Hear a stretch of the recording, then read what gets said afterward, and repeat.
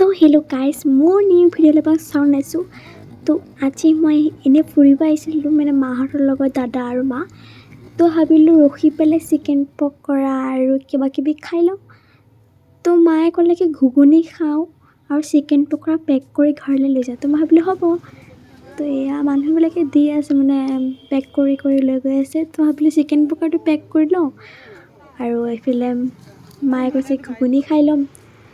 তো chicken pakora pack কৰাৰ সময়ত কুকুৰটোৱে চাই আছিলে, সেইকাৰণে কুকুৰটো দি দিলোঁ অলপ, এটা দি দিলোঁ। তো এয়া মায়ে ঘুগুনি খালে আৰু মই ঘুগুনি বেয়া পাওঁ, সেইকাৰণে দাদা আৰু মই ঘুগুনি খোৱা নাই। তো গাইজ এতিয়া মই ঘৰ গৈ আপোনালোকক লগ ধৰিম।